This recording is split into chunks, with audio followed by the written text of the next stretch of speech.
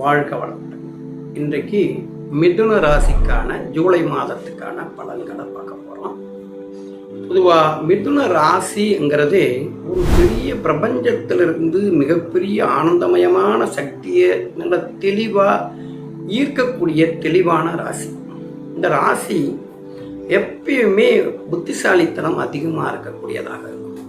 ராசிக்குன்னு ஒரு செயல் சொல்லணும்னா ரொம்ப அமைதியாக இருக்கக்கூடிய ராசி.